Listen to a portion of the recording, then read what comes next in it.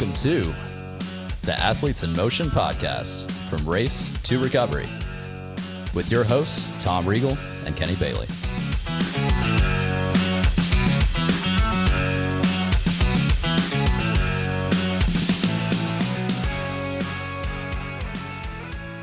Hey, Kenny, how you doing?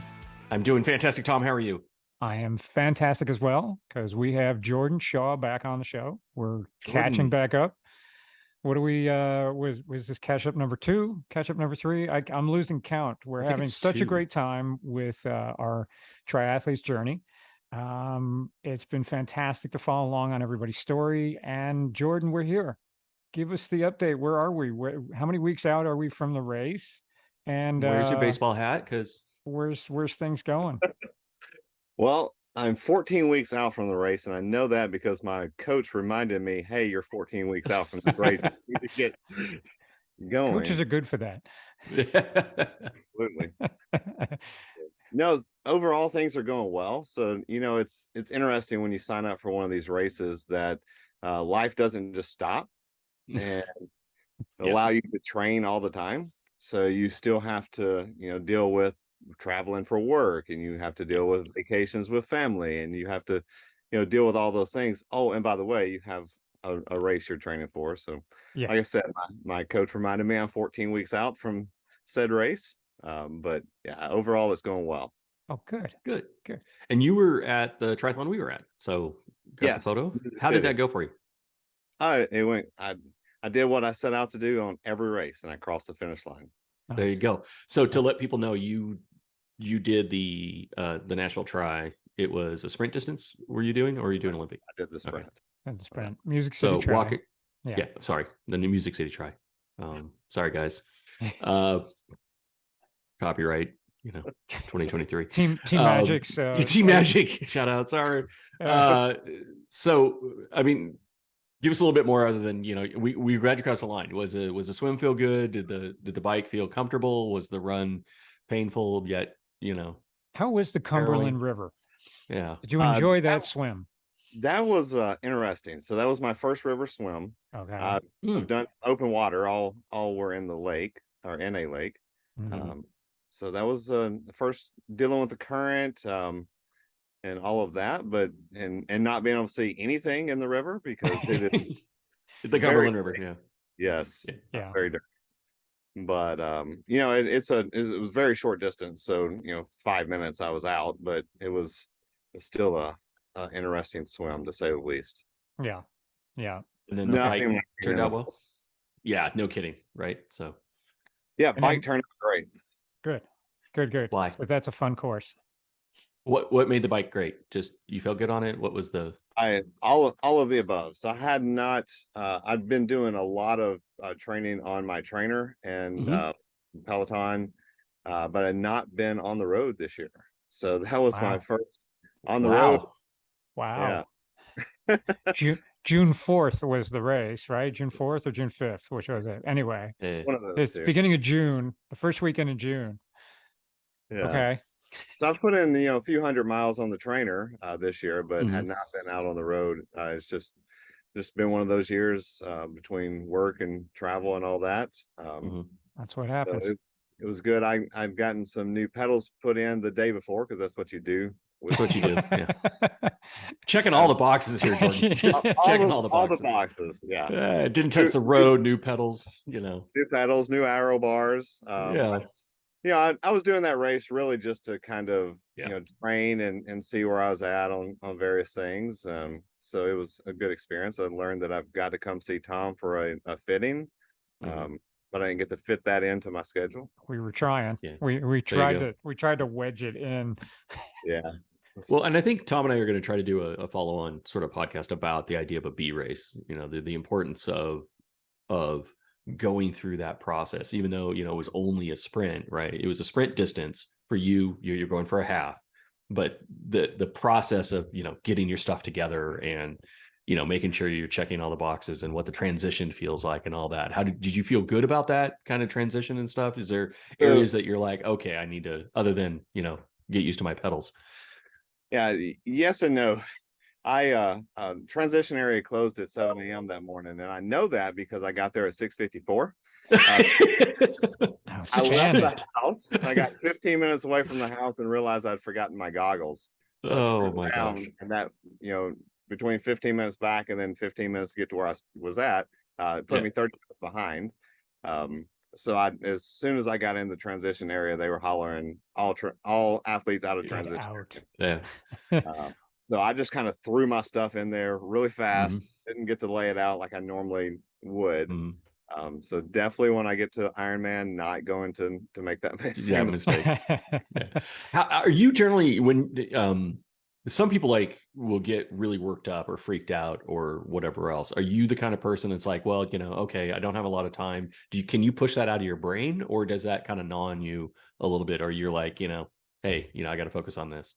No, I mean, because as I mentioned before, I'm not really going out there to try to get a podium or anything like that. I'm just going out there to train, go through the exercise, learn how I can do better, and just, have a good time. So, it threw me off a little bit in the beginning just because I was so rushed to get everything in there, but it didn't affect my race overall.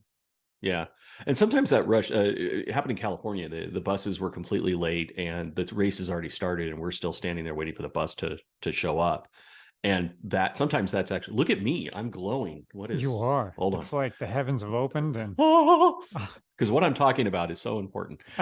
But sometimes it's also good because you don't have time to think, right? You don't sit there and regurgitate, right? You're just like, I got to go. And you're not, heavily processing. So those little accidents can be sometimes a happy accident, right? So right. Yeah.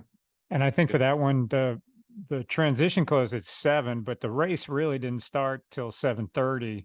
Correct. So it was, your transition area was a little bit of a mess, but you had 30 minutes to calm yourself down and get back into race mode and kind of go through that and wander all the way up to where the swim start was. And I don't know how far back in the pack were you for the start. I mean, I was actually towards the front. Oh, good. Yeah. That's handy. Well, the sprint anyway. So you're just elbowing people as you're like, move, get out my way. So. And fortunately, they put all the Nashville Tri Club together, so I had people that I knew in lines. It was a good time to talk and calm down and not even really think about the fact that after I got out of the water, I had to throw on some shoes that were not untied and not in the right place and all that good stuff. Yeah. So now you've got 14 weeks. Is it your coach talked to you? It's starting, you got to start turning the wheel. What is the one area that you're trying to, is there a focus area or is it just, nice consistency now for the next 14 weeks? It's really consistency. I mean, I've been able to do all the distance independently, just really building up the ability and the stamina to do them all together in one day. So just kind of continuing to build on that. It went out yesterday here in Florida. There was it's beautiful. It's a Rule 29-mile. It has one curve in it. It's completely flat asphalt path. Wow. It's great. So I went out and I did 15 out and 15 back. So 30 miles on that. Felt good at the end of that. So I'm gonna go out this weekend and try to do the whole thing, which will put me a little bit over the Ironman, the 70.3 distant for the ride. Nice. What is the course going to be like for you for the 70.3? Is it a hilly course? I don't remember. They say the bike is rolling hills, so I'm not sure what that means. And hills. Texas rollers, right? Which is 8% grade for 2 miles. But the run is all downtown Augusta, and it's just great in and out. So I don't think there's a lot of hills on the run. Yeah. And then it's also a super fast swim. So I think the hills on the bike is the problem. So I'm gonna focus on getting the distance down while I'm here and have access to this phenomenal path that I found. Absolutely. And then when I get back home in Tennessee in July, I really focus on the hill work. Yeah. Of the 3 disciplines, which ones are you the most comfortable with, and which ones are you sort of trying to focus on? Cycling is the most comfortable. Followed, I'd say, secondly by swim, and then run is definitely there's no comfort there at all. Is your plan on the run to do like a run walk? Is it run the whole thing? What's your goal? I hope to run the whole thing. So I did the St. Patty Day half marathon in Nashville. And I ran 11 miles and then walked a mile and then finished out running. Nice. It was just a little over 3 hours. So my goal is to get below 3 hours and run the whole 13 miles. Nice. Okay. Very nice. Good goal. So so it sounds like it's just base at this point for the 14 weeks, or is it build? It's probably build at this point, right? Yeah, it's build. Should be Okay. build. Yeah. Yeah. So what does the training look like aside from you going out and hitting the bike? Is there what's your typical week or untypical week look like? It has been, 2 runs, 2 bikes, 2 swims, to get that base. But now, like this week, I think I had 3 bikes I was supposed to do, and then 1 less swim, I believe, or something like that. So it is changing up a little bit to get more distance and build. Okay. Sounds good. And then in Florida, you have access to a pool, or you doing open water, or when do you plan on jumping into kind of open water again? Yeah, I have access to a pool. So Nice. I'm Central Florida, so there's obviously plenty of water around here, but not at the beach. Yeah. You The things bite you in that ocean. You just by the gotta way, watch. So Well, just- in the lakes in Florida, there's there's gators and things that are gators so you got to keep an eye out for those too. Yeah. So there's a really nice swim facility right in Orlando that has a 50-yard pool and a 25-yard pool. Nice. Oh, sweet. So yeah. Indoors or outdoors? Outdoors? Indoor. Indoors. Okay. Wow. Nice. There's. Yeah. Very cool.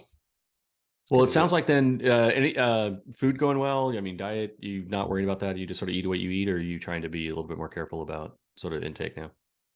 No, I've been maintaining trying to maintain around 2,000 calories a day. And there are some days I go above that, but I try to build what I'm doing that day as well. Yeah. Yeah. Cool. Well, I think it sounds like you're pretty on track. It sounds, like you're taking whatever bump and you just gonna move with it and kind of go, right? Is that the theme? I mean, other than, like I said, I got a little off track just on the regiment of the schedule because of work travel and personal travel, all of that. But trying to get back in the groove of that and continue to build. Good. And no injuries, nagging stuff going on. You're just sort of gotta quit. Knock on wood. Sorry, I got to knock on something. So sorry. I'm joking. No, I'm tear an ACL next week, so and it's my fault. So Kenny is you just bastard. He's the jinx of everything. Oh, sorry. So far, so good. Oh, good. Good. Well, yeah, it sounds like the path. You're on the path and you're moving along. So just getting through the bumps of scheduling and getting the training in. I think that's everyone's biggest challenge. And I think it's something that, we like to talk to everyone about, that it's perfect to set up these weeks and these training things, but realistically life takes over and family is super important. And we need to make sure that the family time is there. I suppose. Maybe not for Kenny. I mean, see, talk to Lori and see what she says.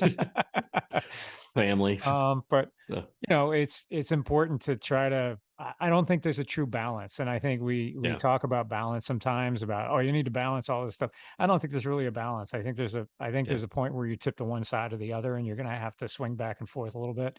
And I think that's important for everyone to understand that. You're going to have some where you're knocking it out of the park, and then there's times where you're just going to have to cut back a little bit because you have other obligations, and somehow it all works out in the end.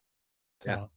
You said you just got to get across the finish line. That's it. So that's exactly right. I mean, and there are times. Matter of fact, last week I did a ride at midnight. I had a light on my bike. Went out. I stayed on the side road, so I wasn't in the traffic. But wow, impressive. He's a better man than I. There you go. So I'm at 3 hours of sleep already, and he's out on the bike. I was gonna say, Good awesome. Well, cool. Well, thanks for giving us the update. We're enjoying, like I said, we're enjoying following along, and we will be checking in again in a few weeks. And thanks everybody for listening. Your questions, comments, thumbs up, 5 stars, all that good stuff. Helps the ratings, help our algorithms, and don't forget to subscribe. subscribe to both the audio and the YouTube channel, because our wonderful, beautiful faces here, you should see. They're fantastic. I think it's worthwhile.